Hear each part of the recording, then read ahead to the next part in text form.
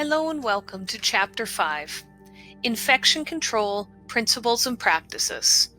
Please open your Milady textbook to page 70.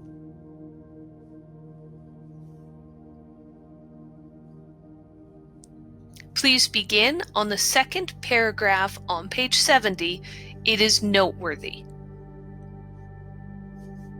It is noteworthy that many professionals in healthcare and also in scientific communities of disease prevention and associations such as, please highlight, the Association of Professional and Infection Control, end of highlighting, generally do not use the terms interchangeably of sanitizing, disinfecting, and sterilizing, and sanitation.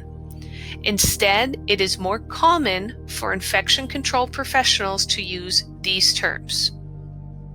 Please highlight: cleaning, disinfecting, and sterilizing, end of highlighting. Infection control professionals consider sanitation a term of a marketing scheme, for example, used in hand sanitizers. Please ensure from that paragraph you have highlighted the Association for Professionals in Infection Control and Epidemiology. Next paragraph. Please highlight the term clean defined. A mechanical process which is scrubbing using soap and water or a detergent and mixed with water to remove visible dirt, debris, and many disease-causing germs. End of highlight. Cleaning also removes invisible debris that interferes with disinfection. Cleaning is what cosmetologists require to do before they begin their disinfecting process. Please highlight. The term sanitizing is defined as a chemical process for reducing the number of disease-causing germs on a clean surface to a safe level. End of highlight. Please highlight the term disinfection defined. A chemical process that uses specific products to destroy harmful organisms on environmental surfaces. End of highlight. Use this as an example. As a scenario, you're a new employee of a salon that offers hair and nail services. At the end of the day, the salon manager asks you to help clean and disinfect your counters, workstations, tools, implements, and pedicure equipment. Your manager also tells you to enter the cleaning and disinfection information in your salon logbook. You know how important it is to follow proper cleaning and disinfection procedures in the salon. This chapter will give you all the principles and the hands-on practice you need to complete these tasks. Why infection control principles and practices? Cosmetologists should study and have a thorough understanding of infection control principles and practices because, please highlight, to be knowledgeable, successful, and responsible professional in the field of cosmetology, you are required to understand the types of illnesses causing pathogens that you may encounter in the salon. End of highlighting. Understanding the basics of cleaning, disinfecting, and following federal and provincial and state rules will safeguard you and also your clients. Understanding cleaning and disinfecting products that you use and how to use them properly will keep you, your clients, and your salon environmentally protected from potential pathogens and their modes of transmission. Understanding and practicing proper infection control with federal, state, provincial, and local laws and rules will safeguard your business from costly citations for safety violations. Respecting the chemicals used in the cleaning and disinfecting by reading labels and following manufacturer's instructions is necessary to reduce the risks involved using any type of chemical. Meeting current regulations for health and safety. Please highlight the following. Many different federal and state agencies regulate the practice of cosmetology. End of highlighting. Federal agencies set guidelines for manufacturing, sale, and the use of equipment with chemical ingredients. These guidelines will provide use for monitoring of safety in the workplace and puts limits on the types of services you can perform in the salon. Please highlight provincial and state agencies that regulate licensing enforcement and your conduct when you're working in the salon. So that is your regulatory board. Ours would be our Alberta Health Services and Alberta Apprenticeship. Federal agencies, that would be countrywide. Please highlight the following. Occupational Safety and Health Administration, OSHA. I'll repeat, Occupational Safety and Health Administration, OSHA. Continue highlighting. The Occupational Health and Safety Administration was created in part of the U.S. government and labor to regulate and enforce safety and health standards to protect employees in the workplace. End of highlighting. Regulating employee exposure and potentially toxic substances and informing employees about possible hazards of materials used in the workplace are key points of the Occupational Safety and Health Act of 1970. Please highlight Occupational Safety and Health Act of 1970. Continue highlighting. This regulation created the Hazard Communication Standard, HCS, which requires that chemical manufacturers and importers assess and communicate the potential hazards associated with their products. Continue highlighting. The Material Safety Data Sheet was the result of the HCS, Hazard Communication Standard. End of highlighting. In 2012, along with representatives from the most nations who participate in the United Nations, the OSHA agreed to comply with a globally harmonized system of classification of how to label the chemicals, the GHS. This initiative was designed to create label standards to be used around the globe and includes the use of specific pictograms that indicate possible safety concerns, as well as an adoption of a 16-stage category of a safety data sheet. What that replaced was our Material Safety Data Sheet. You will find these in the salon and any workplace. SDS and MSDS. Please highlight those two. The HCS in 1983 gave workers the right to know, but the new GHS gives the workers the right to understand what's happening. These standards set by the OSHA are super important to the world of cosmetology because the products used in salons. We deal a lot with chemicals. The OSHA standards addresses issues relating to the handling, mixing, storing, disposing of all of these products for general safety in the workplace and your right to know about any potential hazardous ingredients contained in products and how to avoid these hazards. Employees should view the OSHA as an agency designed to ensure a safe place for all workers to be. Please highlight in the Did You Know box on the bottom right-hand corner of page 71. The term hospital grade is not a term used by the EPA. Please highlight, the EPA does not grade disinfectants, a product either approved by the EPA for use or hospital disinfectant, or it is not. Please turn to page 72.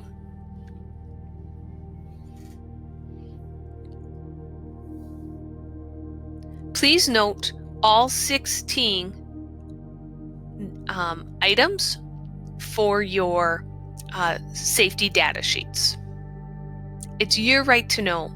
So if you ever have any questions, always go to that every single product by code in Canada or the US.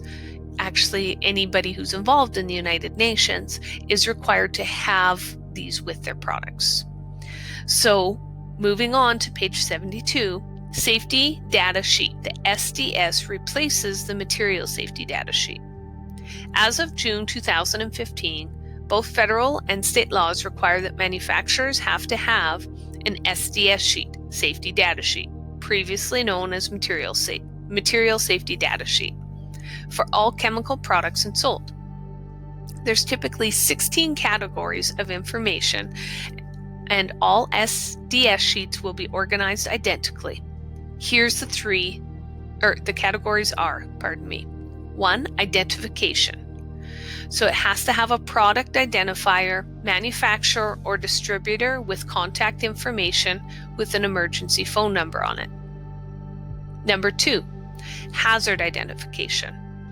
All hazards of using these chemicals. Number 3, composition information on ingredients. This includes information on the chemical ingredients. Number 4, first aid measures, including important symptoms, side effects, acute, delayed, and required treatment. Number 5, firefighting measures. List suitable extinguishing techniques for the equipment and the chemical hazards of this form of fire. Number 6, accidental release measures. Lists emergency procedures, protective equipment, proper methods of containment, and also their cleanup. Number 7, handling and storage. This lists precautions of safe handling and storage, also including incompatibilities. Number 8, exposure controls and personal protection. This lists the OSHA's permissible exposure limits and personal protective equipment. Number 9, physical and chemical properties. It lists the chemical characteristics. Number 10, stability and how it reacts. Lists chemical stability and the possibility of really dangerous reactions. Number 11, toxic information, including routes of exposure, related symptoms, acute and chronic effects. Number 12, ecological information, includes effects of wastewater and also the environment. 13, disposal consideration, includes the proper disposal and disposal restrictions. 14 will list transport information, restrictions on the transportation of dangerous goods. 15, regulatory information. This will list the agencies responsible for regulating this product. And lastly, revision date. It lists the original date of the document and any revisions needed. In addition, due to language with the United Nations, there is pictograms, so images that are internationally recognized to use this to ensure information is being communicated very easily in easy formats. Please see below at figure 5-1.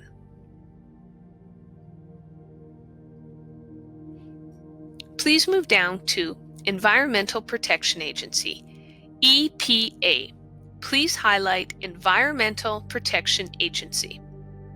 Continue your highlighting. The Environmental Protection Agency, the EPA, registers all types of disinfectants sold and used in the United States. Disinfectants are chemical products that destroy most bacteria, excluding spores, fungi, and viruses on surfaces. End of highlighting. Please turn to page 74. Hospital disinfectants.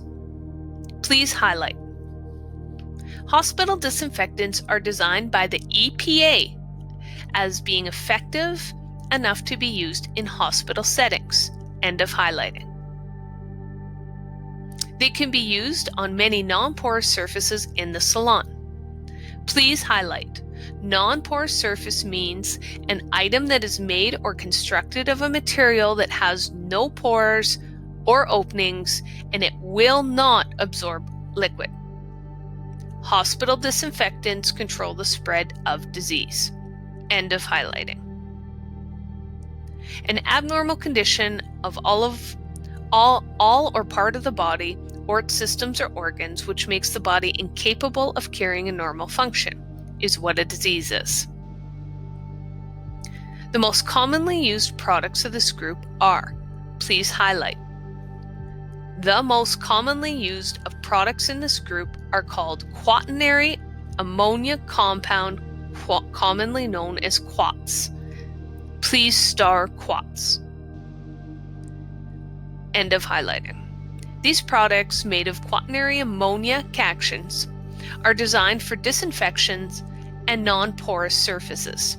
They are appropriate for single-use, non-critical, non-invasive environments and are very effective against most pathogens of concern in the salon environment.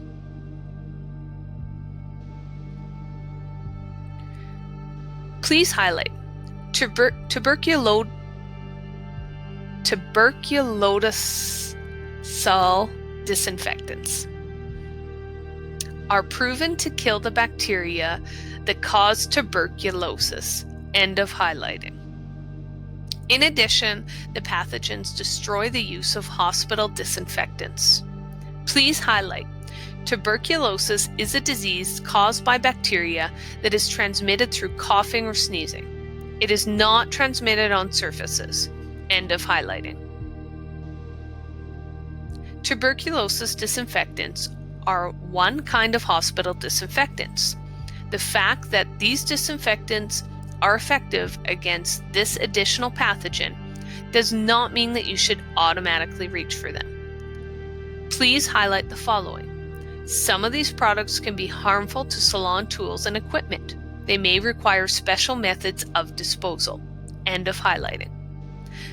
Check the rules of your province or state to make sure that the product you choose complies with your provincial or state requirements. Most pathogens of concern in the salon are adequately destroyed by the standard EPA registered disinfectants and do not require a tuberculosis disinfectant.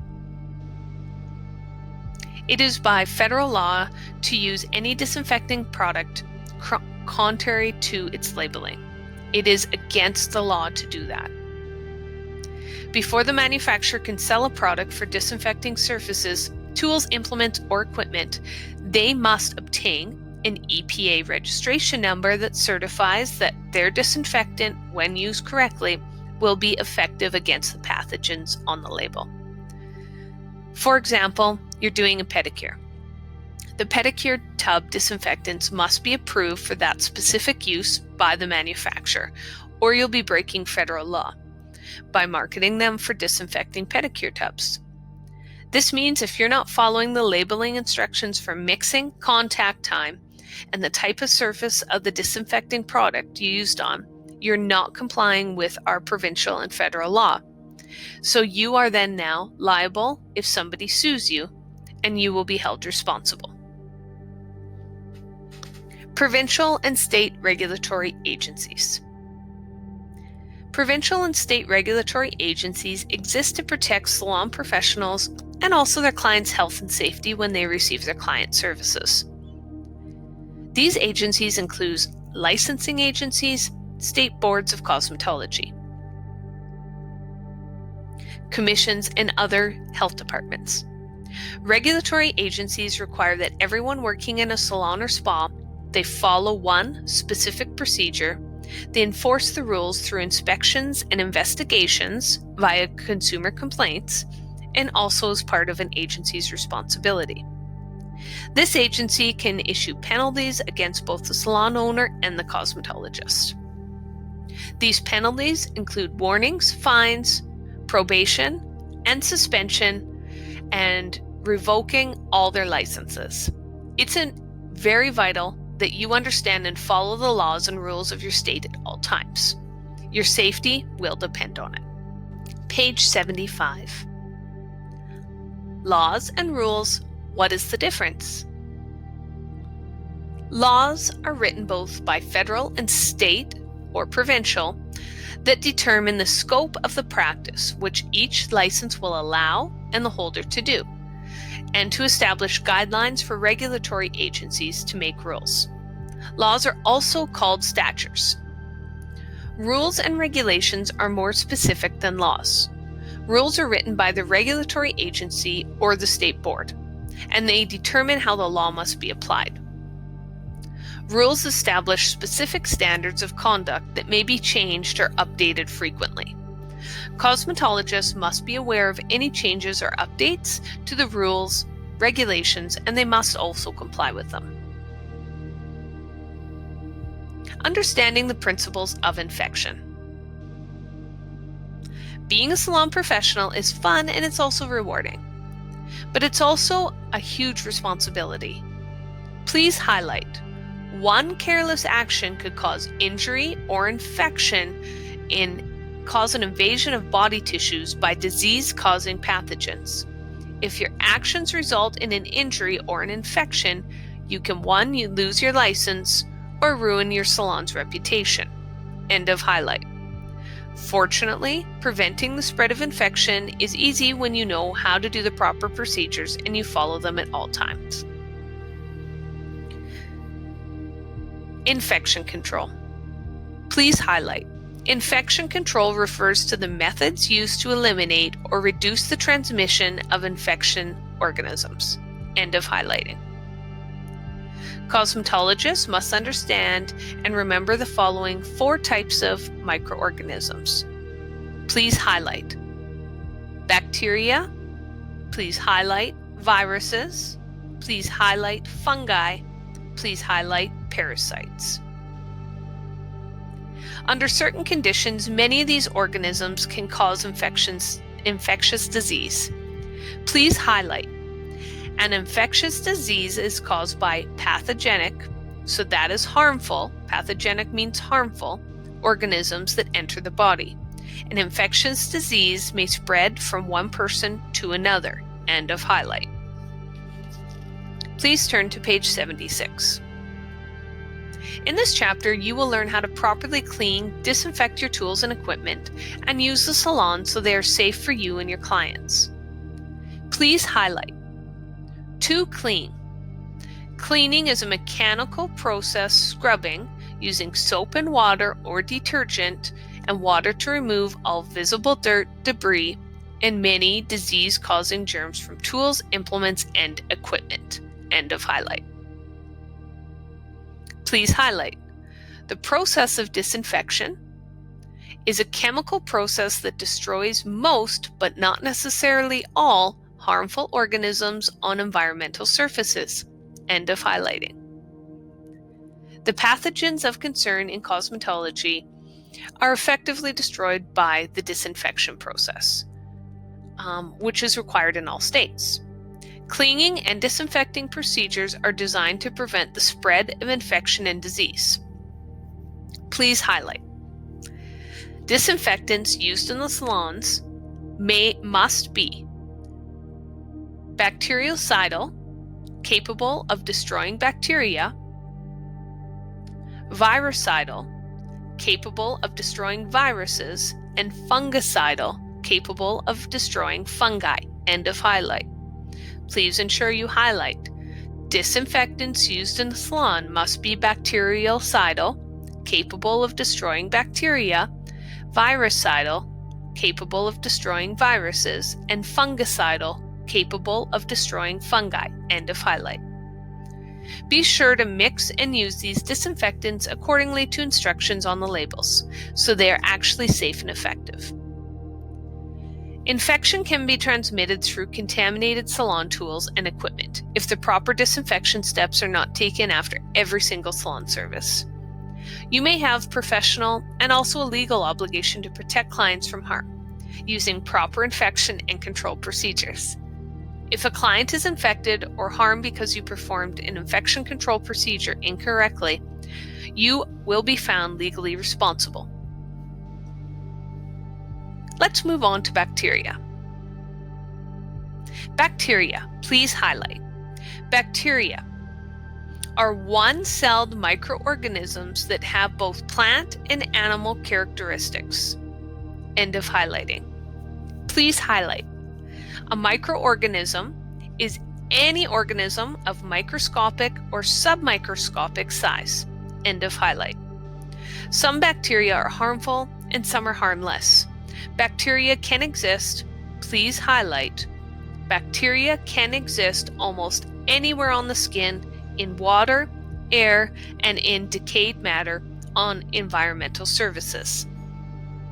In body secretions, clothing, under the free edge of nails, bacteria is so small they can only be seen with a microscope. Types of bacteria. There are thousands of different types of bacteria that fall into two primary types, pathogenic and non-pathogenic. Please highlight. Most bacteria are non-pathogenic. In other words, they're harmless organisms that may perform super useful functions. And to highlight. They're safe to come into contact with because they do not cause disease or harm. A great example of non-pathogenic is the bacteria used to make yogurt, cheese, and some medications. End of highlight. Please highlight. For example, non-pathogenic bacteria used to make yogurt, cheese, and some medicines. End of highlight. In the human body, non-pathogenic bacteria can help the body break down food and protect against infection and really stimulate your immune system. Now, pathogenic, please highlight. On page 77, pathogenic bacteria are harmful microorganisms that can cause disease or infection in humans when it invades the body. End of highlight. Salons and schools must maintain strict standards for cleaning and disinfecting at all times to prevent the spread of pathogenic microorganisms. It's crucial that cosmetologists learn from proper infection controls while in school to ensure that you understand the importance of the following throughout your career. Table 1-5 is the causes of disease and presents the terms and definitions and the related pathogens. So let's take a few minutes on page 77 and look at the classifications of harmful pathogenic bacteria. Let's start with cocci. Figure 5-2. They're round-shaped bacteria that appears slightly or singly alone or in groups. Staphylococci are pus-forming bacteria that grows in clusters like a bunch of grapes. They cause abscesses, pustules, and boils. You can see them on figure 5-3. Please highlight both cocci and staphylococci.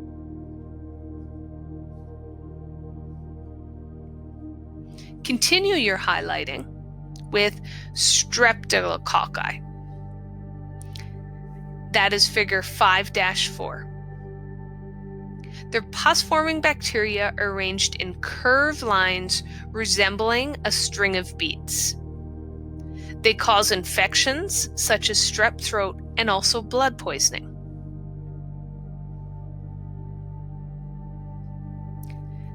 Now, figure 5-5, you'll continue your highlighting. Diplococcus are spherical bacteria that grow in pairs and cause diseases such as pneumonia. You can see it on figure 5-5. So I'm assuming that would be the one that would also be causing probably COVID-19. Bacilli. Now what they are is they're short, rod-shaped bacteria. They're the most common bacteria that produce diseases such as tetanus, typhoid fever, tuberculosis, and more. See figure 5-6. Again, long rod shaped bacteria. Spirella, please highlight, are spiral or corkscrew shaped bacteria. They are subdivided into subgroups such as syphilis and sexually transmitted diseases, and also Lyme's disease. You can see them on figure 5-7. Please note, all of the classifications of bacteria you will be tested on in your exam. Please highlight and memorize all 1, 2, 3, 4, 5, 6 types. Movement of bacteria. Different bacteria can move in different ways. Please highlight motility is the term used to describe self-movement. End of highlight. Mobility, motility. Very similar. It is used to describe the self-movement. Please note, cocci rarely demonstrates the motility and is generally transmitted in air, in dust within a substance, and then they settle. Bacilli and Spirilla are both capable of movements and use slender hair-like extensions called flagella for locomotion, so moving about. Please highlight on page 77 and 78. Right when it comes through, on the last sentence of page 77, Bacilli and Spirilla are both capable of movement and use, please turn to page 78, slender hair-like extensions called flagella for locomotion, which means moving about. You also may hear people refer to cilia in reference of cell movement. End of highlight. But they are much shorter than flagella and require many more to actually create movement or locomotion. Both flagella and cilia move cells, but they have different motions. Flagella moves like in a snake-like motion, where cilia moves in a rowing motion.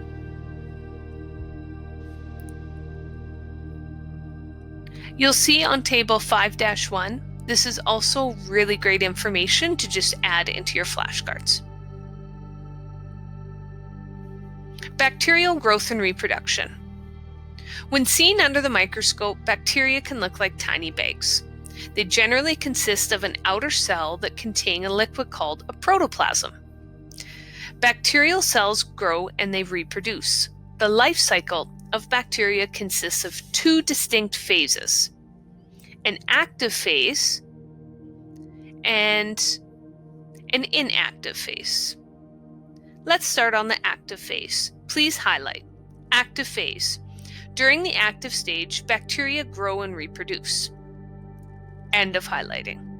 Bacteria must multiply in warm, dark, and damp, dirty places. When conditions are perfect, this bacteria can grow and reproduce. Please highlight. When they reach their largest size, they divide and make two new cells. The division is called binary fission. End of highlight. These cells are formed and called daughter cells, and they produce every 20 to 60 minutes, depending on the type of bacteria that you have. The infectious pathogen Staphylococcus undergoes cell division every 27 to 30 minutes. When the conditions become unfavorable and difficult for them to really do well and thrive, the bacteria either dies or becomes inactive. So let's talk about the inactive phase. Please highlight the inactive or spore-forming stage. The stage where the bacteria that is capable of forming the spore to protect itself does so to withstand the environment that's incompatible with their existence. End of highlighting. Please highlight the bacterial spore is the ability of certain types of bacteria to form a hard keratin coating that will protect until the environment is more favorable.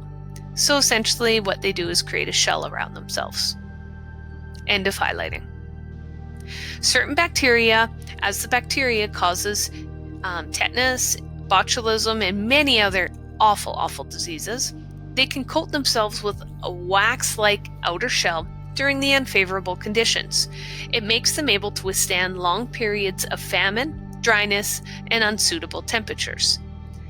In this stage, spores can be blown out and about and are not harmed by any of the conditions, such as extreme heat or cold. Bacterial spores can only be destroyed through sterilization or bleaching with disinfecting wipes designed to really eradicate them. However, none of these spore-forming bacteria are known to present an infectious risk to the salon environment. When favorable conditions are restored, these spores change back into an active form and they begin to grow and reproduce again. Let's continue on to bacterial infections. There can be no bacterial infection without the presence of pathogenic bacteria. Therefore, if pathogenic bacteria is completely eliminated, clients cannot become infected. Please highlight. You may have a client who has an inflammation or condition in which the body reacts to injury, irritation, or infection. An inflammation is characterized by redness, heat, and pain. Please highlight again and star this. An inflammation may be characterized by redness, heat, and pain.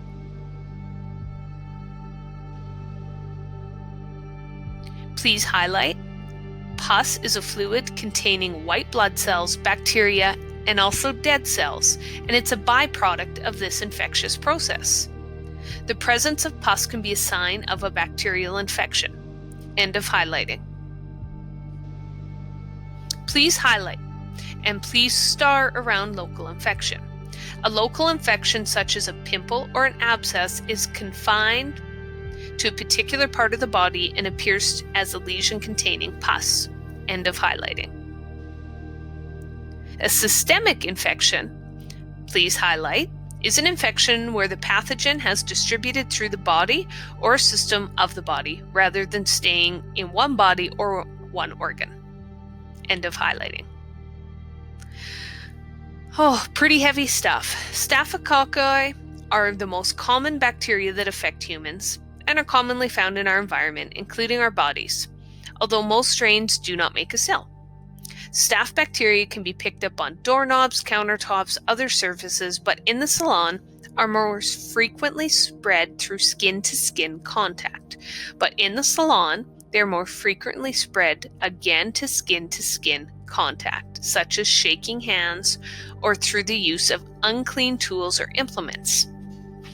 Lawsuits are usually quite rare, considering the number of services performed in the salon every year. Many salons sue for allegedly causing staph infections. So it's essential that you run a really clean salon. Some types of infections of staph bacteria are highly resistant to conventional treatments due to incorrect dosage and choice of the proper antibiotic. Please highlight an example of a staph infection called methicillin-resistant Staphylococcus aureus, so MRSA. Historically, MRSA, continue highlighting, occurred most frequently among people with weakened immune systems or among people that have undergone medical procedures. End of highlighting. Today, it's become more commonly in otherwise healthy people. Clients bring this organism into the salon where it can affect others. Please highlight. Some people carry the bacteria and don't even know that they are harboring a dangerous pathogen. End of highlighting. The MRSA initially appears on skin infections presenting a pimple, rash, or boil, or cluster of boils that can be difficult to cure. Without proper treatment, an infection becomes systemic and it can have devastating consequences and result in death. Because of these highly resistant bacteria strains, it's important to clean and disinfect all your tools, implements in the salon. You owe it to yourself and also to your clients to run a really clean salon or spa. Please note, do not perform services on a client's skin, scalp, neck, hair, and hands or feet if they show visible signs of abrasions and infections. Common cosmetologists are only allowed to work on healthy skin and nails. This is kind of interesting. My grandfather did not believe that women should be cutting his hair, even though he had a bunch of hairdressers in his family. So he used to go to this barber shop. We kept telling him, "It's really dirty, Grandpa. You're going to get a scalp condition from it." Obviously, they were not doing proper infection controls. He ended up with a full-on scalp disease that transferred from dirty combs and tools. And one customer came in, and that barber didn't disinfect his tools properly. And my grandfather at 85 years old ended up with that scalp disease. So don't be that salon owner, cosmetologist, or hairstylist. Make sure your tools are clean.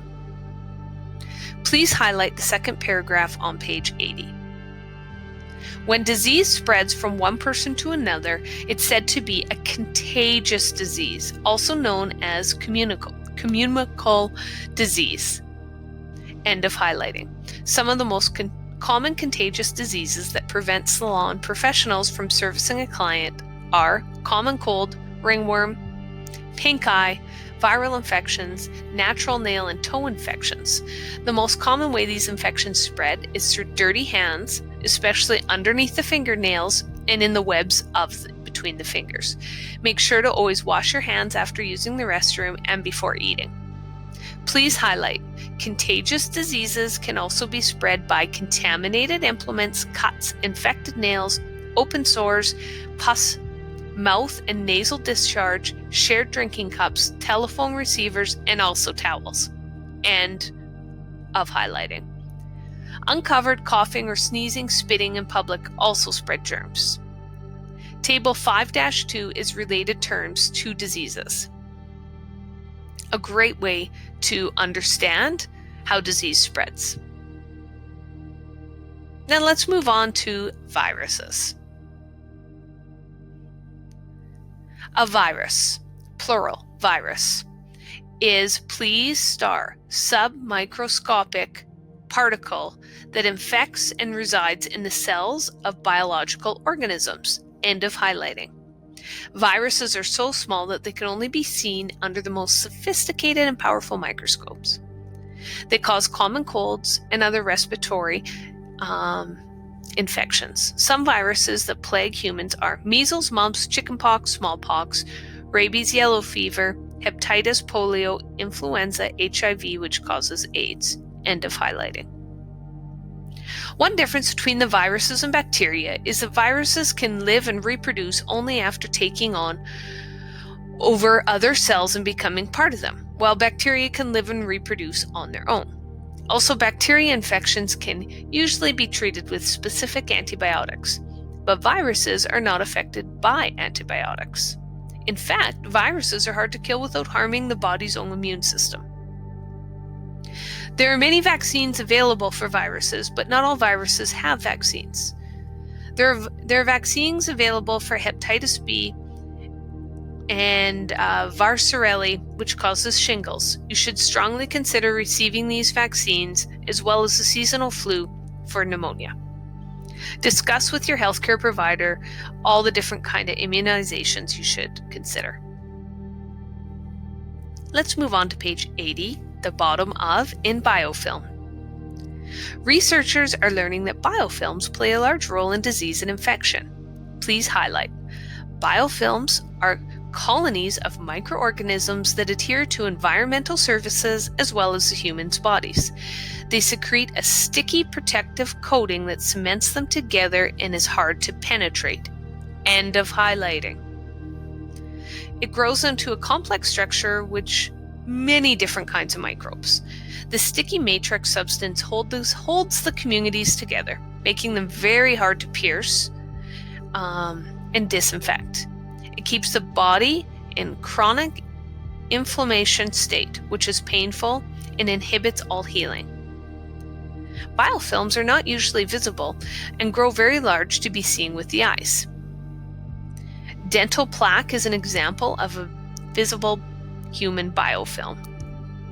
Because biofilms are hard to detect, their presence and effects seem to be underestimated. biofilm colonies are one of the most significant scientific discoveries of the past few decades. We have much more to learn. Consequently, using infection control precautions, including standard precautions, cleaning, disinfection, sterilization, are the best methods to present at this time. Let's turn to page 82. Disease-causing microorganisms, blood-borne pathogens, are carried into the body by blood or bodily fluids such as hepatitis, HIV, etc. are called blood-borne pathogens. Please highlight blood-borne pathogens. In the salon, the spread of blood-borne pathogens is possible through hair cutting, chemical burns, shaving, nipping, clipping, facial treatments, waxing, tweezing, and whenever skin is broken. Use great care to avoid cutting and damaging the skin's client during any type of these service. Cutting living skin is considered outside the scope of a cosmetologist's licensed and approved practice. Federal law only allows qualified medical professionals to cut living skin, since this is considered a medical procedure. This means that cosmetologists are not allowed to trim or cut the skin around the nail plate. Cutting hardened tissue and removing the calluses are both considered medical procedures. Even if the client insists, cosmetologists may not intentionally cut any living skin off for any reason. Hepatitis. Hepatitis is a blood-borne virus that causes disease and can damage the liver. In general, it's difficult to really contract hepatitis. Unlike HIV, hepatitis can live on a surface outside the body for long periods of time. For this reason, it's vital that all surfaces in contact with a client are thoroughly cleaned and disinfected. There are 3 types of hepatitis that are in concern for the salon: hepatitis A, hepatitis B, and hepatitis C. Hepatitis B is the most difficult to kill on a surface, so check the labeling of the disinfectant that you're going to use to make sure that it is effective against hepatitis B. Hepatitis B and C are spread from person to person through blood and less often through other body fluids such as semen and vaginal secretions. The bottom of page 82, HIV/AIDS. Please highlight Human Immunodeficiency Virus, HIV, is the virus that causes acquired immune deficiency syndrome, which is AIDS. End of highlighting. AIDS is a disease that breaks down the body's immune system. HIV spreads from person to person through blood and less often through other bodily fluids such as semen and vaginal secretions. A person can be infected with HIV for many years without having any symptoms, but testing can determine whether a person is infected within 6 months after exposure to the virus. Some people who are HIV positive have never been tested and do not know that they have the potential to infect other people. Please highlight the HIV virus is spread mainly through the sharing of needles by intravenous IV drug users and by unprotected sexual contact. End of highlighting. Less commonly, HIV is spread through accidents with needles in healthcare settings. It's not spread by holding hands, hugging, kissing, sharing food, or using household items or toilet seats.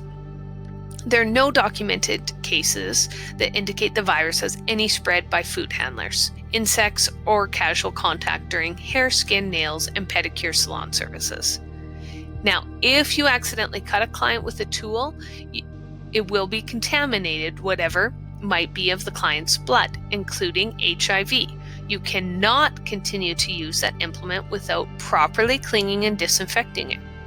Continuing to use contaminated implements without cleaning and disinfecting puts you and the rest of your salon and clients at risk.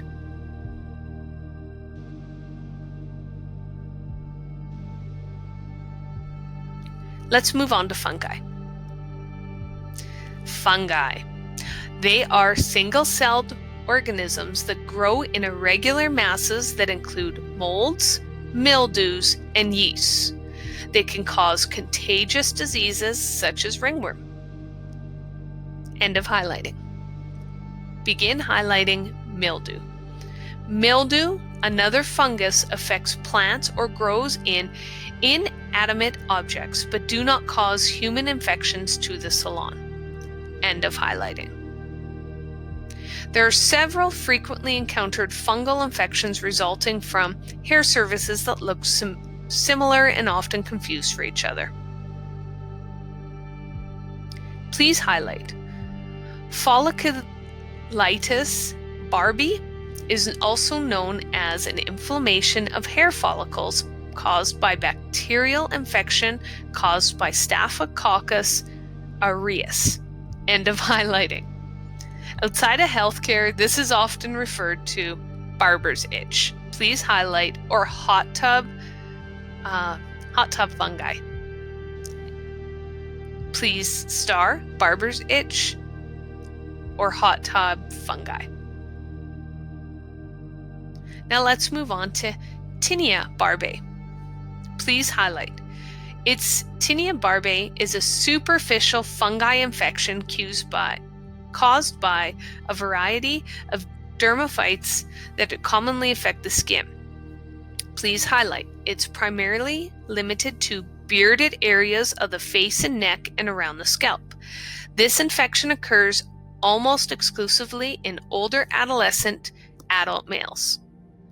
A person with Tinea barbae may have a deep inflamed patches of skin on the face and the nape of the neck. End of highlighting.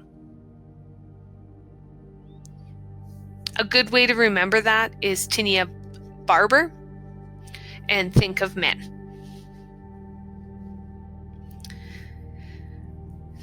Now let's talk about Tinea capitis. Please highlight. Tinea capitis is a fungal infection of the scalp characterized by red patches and spots of the opening of the hair follicle. We'll get more into that in Chapter 11 when we talk about properties of hair and scalp. Please highlight. Hairstylists must clean and disinfect clipper blades to avoid spreading scalp and skin infections. End of highlight. I told you guys a story about my grandfather. It is essential that you run clean environment all the time. Please always highlight, remove visible hair and debris from clippers. End of highlighting. This can be done effectively and quickly by using compressed air. Please highlight. And non-electrical parts can be cleaned with a disinfectant and disinfected properly. Always refer to the manufacturer's directions for proper cleaning and disinfecting recommendations. Now let's go into nail infections. Please highlight. Nail infections can spread by using dirty implements or not by properly preparing the surface of the natural nail before its enhancement. End of highlight. Nail infections can occur in both hands and feet. Fungal infections are more common than feet and the hands, but bacterial infections commonly occur in both feet and hands. Please highlight. The most commonly and frequently encountered infection in the foot resulting from nail service is Tinea pedis, a ringworm fungus in the foot. End of highlight. Both bacterial and fungal infections can be spread to an infected client and other nails in the salon unless everything you touch is properly cleaned and disinfected. You can see in Figure 5-8 a nail fungus. On to page 84. Parasites. Please highlight. Parasites are organisms that grow, feed, and shelter on or in another organism, referred as a host. End of highlighting. When contributing to nothing for the survival of that organism, they have to have a host to survive. Parasites can live on the inside of humans and also animals. They can be found in food, plants, and trees and water. Humans can actually get internal parasites by eating fish or meat that hasn't been properly cooked. External parasites affect humans in or on the skin include ticks, fleas, and mites. There's a real one that I know every person is that went to school will always remember this parasite, head lice. Head lice is a type of parasite responsible for contagious diseases and conditions. You can actually see the head lice in figure 5-9 to your left, up close.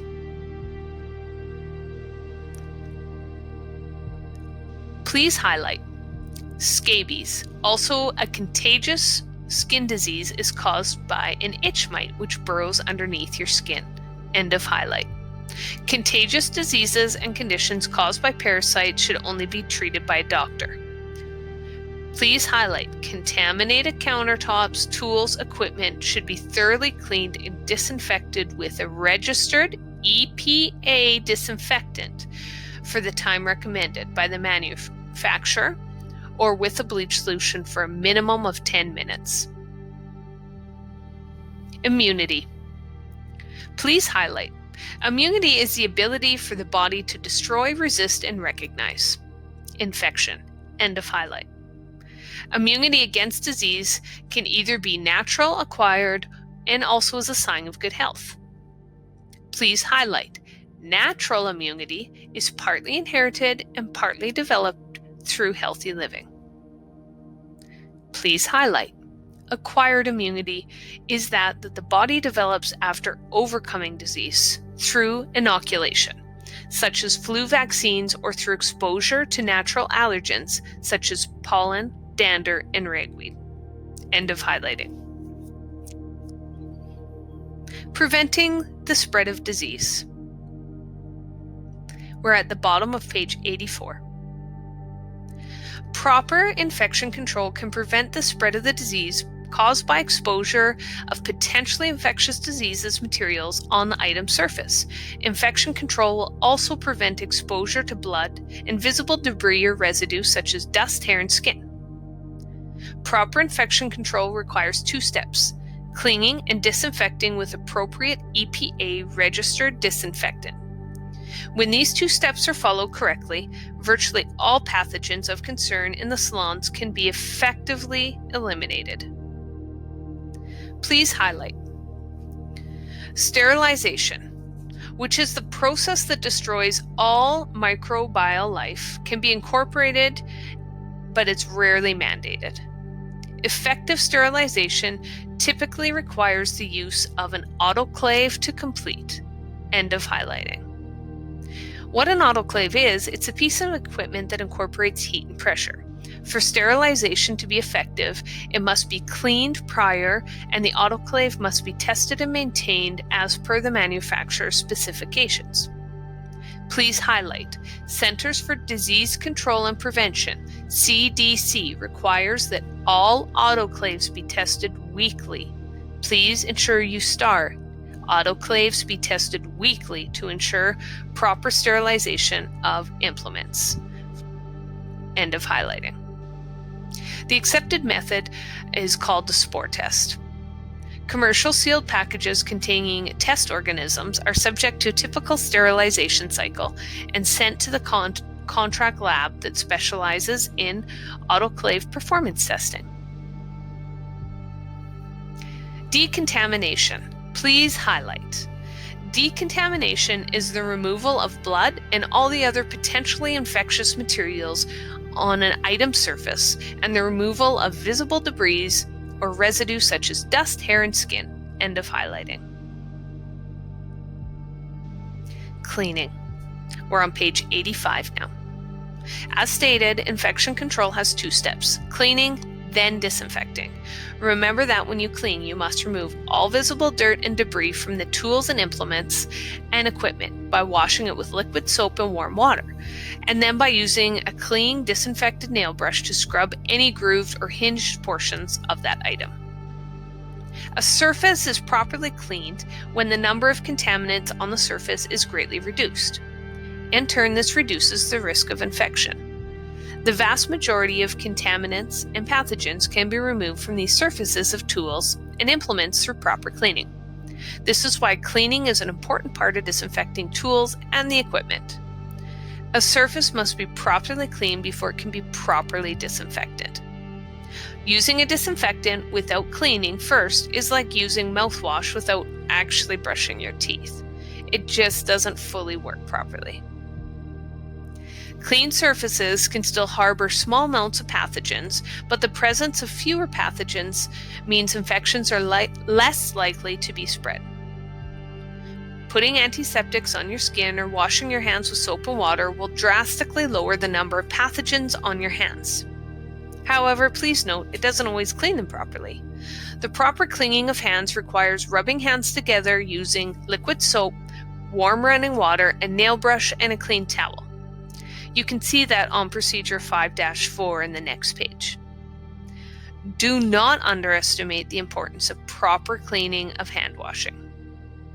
It's the most powerful and important way to prevent the spread of infection. There are 3 ways to clean your implements: washing with soap and warm water, then scrubbing them with a clean and properly disinfected nail brush. 2, use an ultrasonic unit. And 3, using your cleaning solvent. On the bottom of page 85, please highlight under disinfection.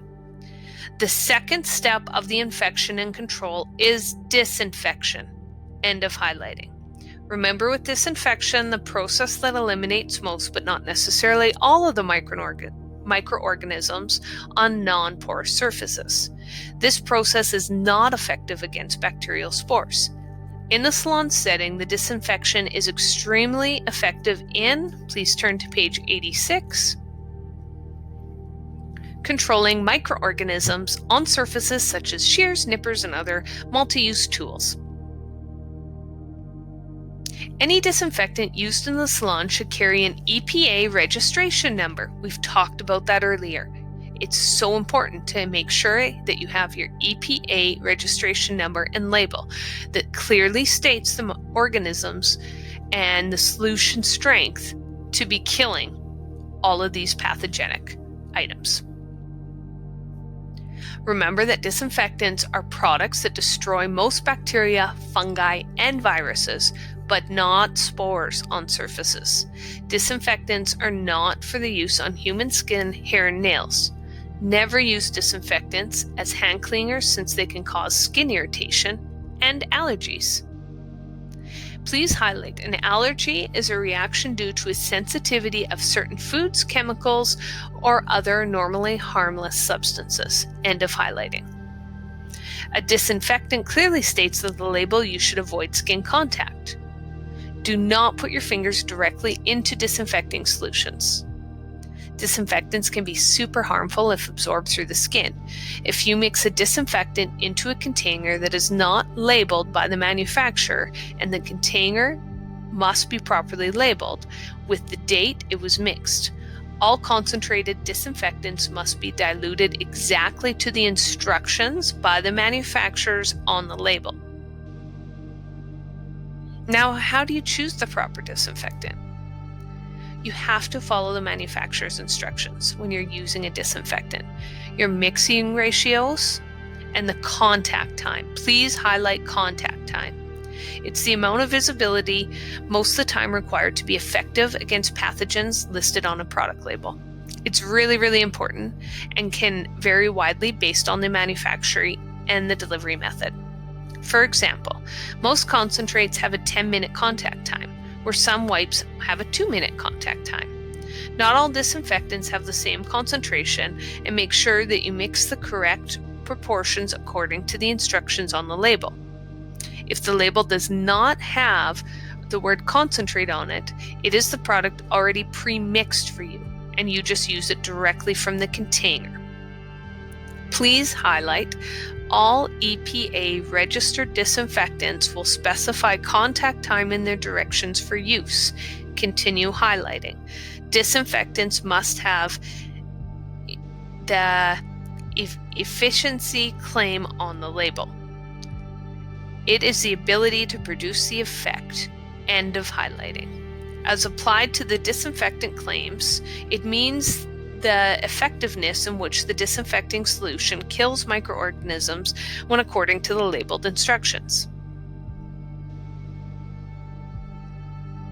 Let's go on to page 87. Proper use of disinfectants. Implements must be thoroughly cleaned of all visible matter or residue before being placed in a disinfectant solution. This is because the residue will interfere with the disinfectant and prevent proper disinfection. Properly cleaned implements and tools free from visible debris must be completed and immersed in a disinfectant solution. Please highlight. Complete the immersion means that there's enough liquid in the container to cover all the surfaces of the item to be disinfected, including the handles.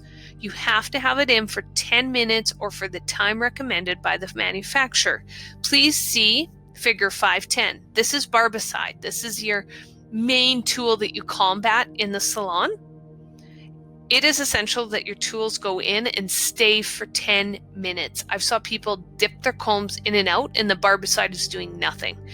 Please make sure that you read your directions so you are not that salon that is transferring fungi and different issues over to your next customer.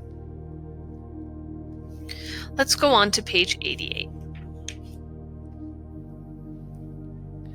Types of disinfectants. These are really important. Disinfectants appropriate for your salon use. There is quaternary ammonia compounds, known as quats. Please highlight quaternary ammonia compounds, also known as quats. They are disinfectants that are very effective when used properly in the salon. End of highlighting. The most advanced type of these formulations is called multiple quats. Multiple quats contain sophisticated blends of quats and work together dramatically to increase effectiveness to disinfect these quats. Please highlight. Quat solutions usually disinfect implements in 10 minutes. End of highlight. These formulas may contain anti-rust ingredients. They should be removed from the solution after the specified period, rinsed if required, dried, and stored in a clean, covered container. Your next disinfectant. Phenolic disinfectants are powerful disinfectants known as tuberculocidal. End of highlighting. They are a form of formaldehyde and have a very high pH that can damage skin and eyes. These disinfectants can be harmful to the environment if put down the drain. They've been used reliably over the years to disinfect salon tools. However, they do have drawbacks. Phenol can damage plastic and rubber and can cause certain metals to rust. These should never be used to disinfect pedicure tubs or equipment unless required by state rules. Extra care has to be taken to avoid skin contact with these disinfectants. They're also known as carcinogens and should be only used when required. Bleach. Household bleach. Please highlight. Household bleach 5.25% sodium hypochlorite is an effective disinfectant and has been extensively used as a disinfectant in the salon for large surface areas such as countertops and floors. End of highlighting. Please star sodium hypochlorite. To mix the bleach solution, always follow your manufacturer's directions. Store bleach solution away from heat and light. A fresh bleach solution should be mixed every 24 hours and always after a solution has been contaminated. Always make sure that you're dating your container to ensure that the solution is not being saved from one day to the next. I'm going to let you guys read on page 89 the disinfectant safety tips and all the way down to disinfect or dispose. So under disinfect and dispose, please ensure you go back and read your disinfectant safety. On page 89, I will begin highlighting on disinfectant or dispose at the end of page 89. Multi-use. also known as reusable items. Please highlight. Multi-use, also known as reusable items, can be cleaned and disinfected and used on one or more person if the item is exposed to blood or bodily fluid. End of highlighting. These items have hard, non-porous surfaces. Examples would be nippers, shears, combs, metal pushers, rollers, and permanent wave rods. Single use would be disposable. Please highlight single use, disposable. These items are typically porous and are made and constructed of a material that has pores and openings and cannot be properly cleaned. So, for example, pumice stones used for pedicures, and wooden sticks like orange wood sticks, cotton balls, gauze, tissue papers, etc., that you throw out after each. Following all of these steps is really, really important. 1, keeping a logbook of your disinfecting processes and how often you're cleaning, etc. If something ever happens, it's really essential to make sure that you have a logbook so you can protect yourself, your business, and your customer. Disinfecting non-electrical tools and implements. So some places actually require that multi-use tools and implements be cleaned and disinfected before each and every service when they're used, even when they're used on the same person. So what a good example is, I even speak to this, what I do on my customers in the mornings, I make sure that I have all my tools. I have 6 sets of brushes. I have them all disinfected for the entire day. So each customer has newly disinfected tools, all my round brushes, etc., and I actually wrap them in saran wrap for the day. So I know every single tool that's coming out and going to be in contact with my customer that I've personally did that day. So I never have any cross-contamination issues from customer to customer. Making sure that in between clients you're disinfecting your work surfaces. They have to be clean and disinfected. Do your table, styling stations, shampoo sinks, chairs, armrests, and any other surfaces. All your towels need to be clean, same with your linens and your capes. Pedicure equipment, I think that this is, this definitely is a major focus in our industry, making sure the foot spas that you have are handled properly. A lot of places like to have a whirlpool foot spa, but what happens is in those pipes, all that water circulates and comes back and forth. It really has come underneath a lot of scrutiny because of the disease that comes in there, and they grow inside the pipes despite all the disinfecting process. So it's discontinued in our industry and it's not recommended. So even if you're a consumer going in, try never to go into a place that has the tubs that have pipes that have that whirlpool effect. So there's air jet basins that have air force that goes through that create a bubbling or massage. Water doesn't circulate through these air channels. That would be the new way that we're going into. And then we've also got a pipeless foot spa, and it has a rotating blade of a pump and it circulates the water. It's easily cleaned and disinfected. The 4th type is a non-whirlpool foot basin or tub. This 4th type does not circulate water and can be connected to running water and drain if portable. If it's a portable tub, you'll clean and disinfect with a dispensary sink.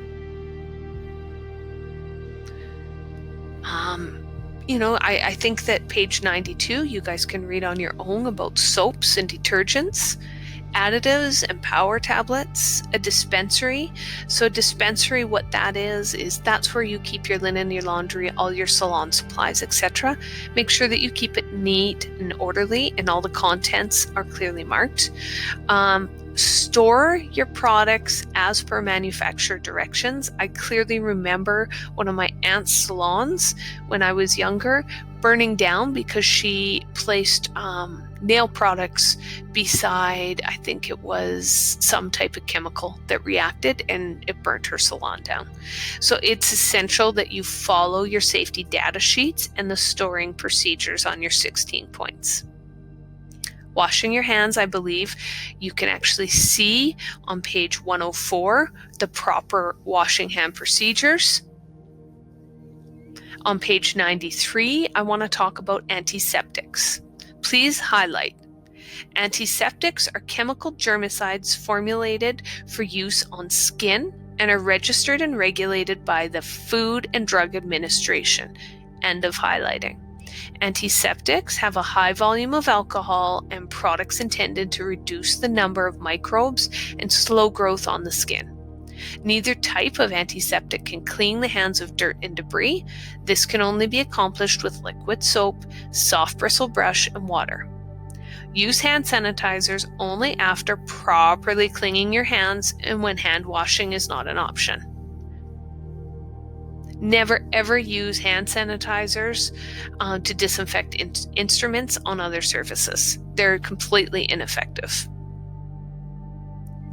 Please highlight under Follow Standard Precautions to protect you and your clients. Please highlight standard precautions are guidelines published for the Centers of Disease Control, CDC, that require the employer and employee to assume all human, blood, and bodily fluids are potentially infectious. End of highlight. We've been hearing a lot of this on the news right now because it may not be possible to identify clients with infectious diseases strictly by the infection control practices we use with our clients. For instances, clients who are infected with hepatitis B or other viruses are highlight asymptomatic, which means they show no symptoms or sign of infection. We're seeing this currently in our COVID. They're saying that you're asymptomatic for up to 2 weeks before you even know that you have it. So please highlight asymptomatic. You may be a carrier and have it and not even know.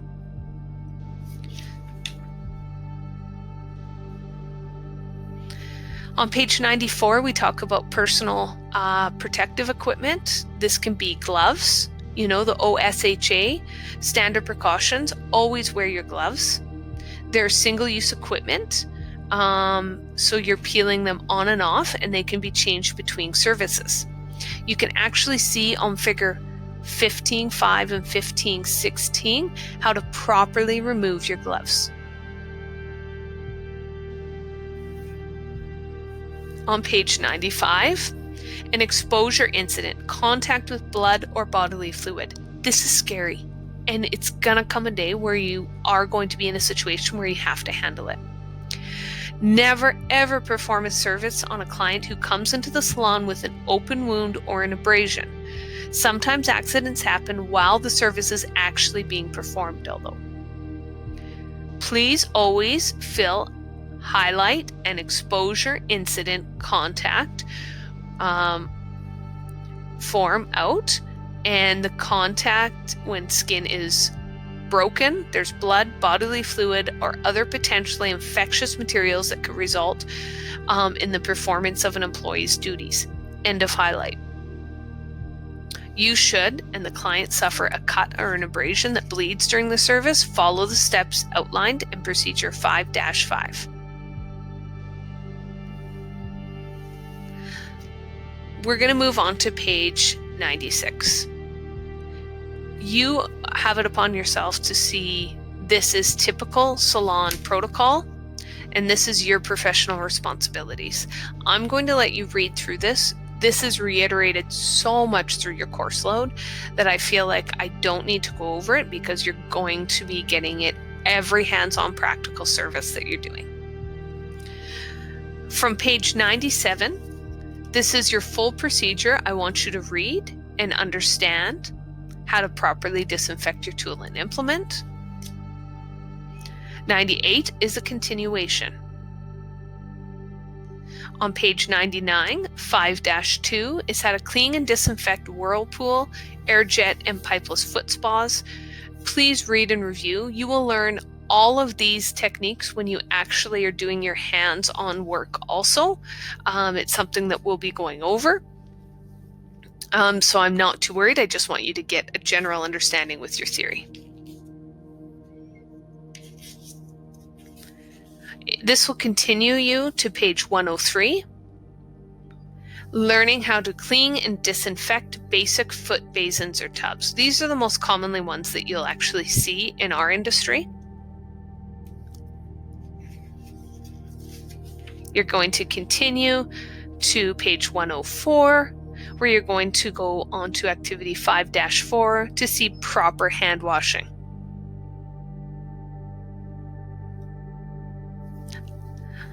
On page 105, activity 5-5, handling an exposure incident. When you complete this chapter, I want you to take time, and I want you to complete these review questions. I want you to go over your study tools. This is all on page 107 to make sure that you reinforce what you learn. Study and prepare for your quiz. I want you to complete your study guide. And also, let's look for more information. You have a chapter glossary attached, which makes for ease for your flashcards, and I'll also send out your chapter 5 flashcards with this. If you have any questions at any time, send me a message and I'm here to support you. Thank you, and I'm really looking forward to chapter 6.